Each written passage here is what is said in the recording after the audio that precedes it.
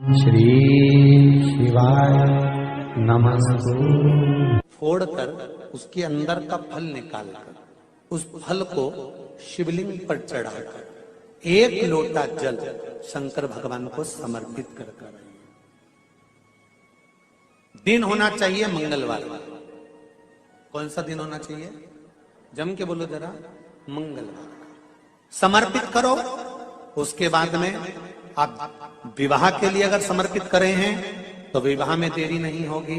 व्यवसाय और व्यापार के लिए या नौकरी के लिए समर्पित करे हैं तो उसमें देरी नहीं होगी। एक पत्र में आया है, सुनिए, बड़ा सुंदर संवाद। शिव महापुराण की कथा कहती है, मंगलवार को अगर शिव जी के मंदिर में, शंकर के मंदिर में जाकर एक लोटा पानी चढ़ाया जाता है तो हमारे कार्य में उन्नति होती है। हाथ में जल का पात्र हो, शंकर के मंदिर में जब तुम जा रहे हो, शिव के पास जब पहुंचो, जल से हाथ, जो लोटा जब जल का तुम बाबा को समर्पित कर रहे हो, जल चढ़ा रहे हो, उस समय पर बाबा से जरूर कहो, बाबा बहुत दिन हो गए, बहुत दुखी हूं, ए मेरे शंकर, मेरे कुबेरेश्वर महादेव, मेरे महाकाल राजा, मेरे इस हाथ को अब तुम पकड़ लो बाबा, बहुत दुखी हूं, अब तुम थाम लो बाबा।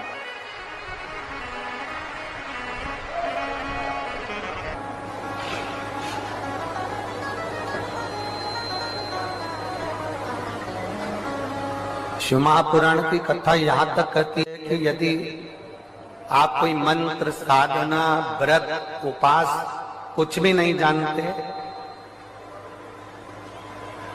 तो बेलपत्री के वृक्ष के नीचे एक लोटा जल चढ़ाओ, प्रदोष की प्रदोष एक घी का दीप लगाओ और बेलपत्र के वृक्ष के नीचे की मिट्टी का ही तिलक लगाओ।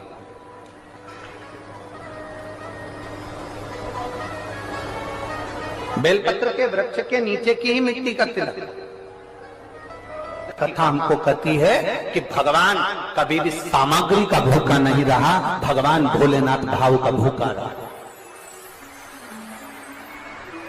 भगवान शंकर को रिझाने के लिए सामग्री की जरूरत नहीं है। कोई चीज तुम पशुपति व्रत करने के लिए गई हो, थोड़ा सामान तुम्हारा घर पर छूट गया, मान लो तुम्हारा कंकु, रोली, मौली, चंदन, हल्दी कुछ घर पर छूट गया, बस एक चीज ना छूटे, जो 6 दिए हैं वो और प्रसाद के 3 हिस्से। जो प्रसाद तुम लेकर जा रहे हो उसके 3 हिस्से करने का सामान वो छूटना नहीं चाहिए। बाकी का तुम्हारी मोली घर पर छूट गई, रोली घर पर छूट गई, चंदन घर पर छूट गया, अगर कगर घर पर छूट गया, कपूर घर पर छूट गया, लोटा पानी का घर पर छूट गया, कोई सामान तुम्हारा घर पर छूट गया, चल जाएगा, बिल्कुल चलेगा। तुम उसमें चिंता मत करना कि मेरी थाली में ये नहीं। गणगौर की पूजन करने जाती हैं माताएं, इधर गणगौर होती है कि नहीं होती हमको नहीं मालूम। गणगौर की जब पूजन करने माता जाती हैं, तीज का पूजन करने जाती हैं, देवी का पूजन करने जाती हैं, चतुर्थी का पूजन करने जाती हैं, किसी देवी देवता का पूजन करने जाती हैं, पूजन की थाली में दूसरे की थाली में देखती हैं कि बहुत सारा सामान है, मेरी थाली में ये चीज नहीं है, तो उसको याद आती रहती है, मैंने तो भगवान को ये चढ़ाया ही नहीं, मैं तो भगवान को ये दे ही नहीं पाई, मैं तो भगवान को ये दे नहीं पाई, मेरे पास तो ये सामान है ही नहीं, उसकी चिंता में लग जाती है। शिव महापुराण की कथा कहती है, जो देवी देवता ने आपके हाथ से बुलवाना था वो सामान देवी देवता ने अपने हाथ से बुलवा लिया, अब चिंता करने की जरूरत नहीं। आप ये टेंशन मत लो कि मेरी थाली में ये नहीं है, मेरी थाली में ये है, ना ना, आप तो भगवान के भरोसे छोड़ दो कि तूने जो कहा मैं वो लेकर आ गया, तूने जो मुझे बुद्धि दी उस बुद्धि से मैं लेकर आ गई, तूने जो मुझे आज्ञा करी मैं वो लेकर पहुंच गई। अब मेरे पास में ये नहीं कि मैं ये भूल गई, मैं ये रह गया।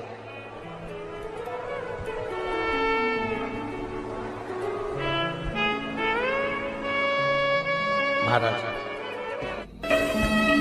कोई व्यापार नहीं चलता हो, दिक्कत आ रही हो तो हनुमान जी के दूसरे नंबर का भाई गतिमान का स्मरण करो, हनुमान जी के उल्टे पांव का सिंदूर लाकर गतिमान का नाम लेकर स्वस्तिक बना दिया जाए व्यापार वाली जगह पर, तो व्यापार अच्छा चलने लगता है। महाराज, कोई व्यक्ति पैसा खा गया, नहीं दे रहा, बहुत परेशान हो गए, मांग मांग कर दे गए, नहीं दे रहा, हाथ जोड़ लिया, पांव जोड़ लिया, सब कुछ कर लिया, नहीं दे रहा, तो हनुमान जी के तीसरे नंबर का भाई रतिमान, रतिमान, गतिमान, रतिमान, रतिमान का नाम लीजिए, पीपल के पत्ते पर लाल सिंदूर से जो व्यक्ति पैसा लेकर गया उसका नाम लेकर बहते हुए पानी में अपनी कामना कर रतिमान का नाम लेकर छोड़ दीजिए। 15 दिन में रतिमान ऐसी उतावली मचाता है कि उसको हाथ जोड़कर वो खुद फोन लगाकर बोलता भैया तेरा मैं पैसा लौटा दूंगा।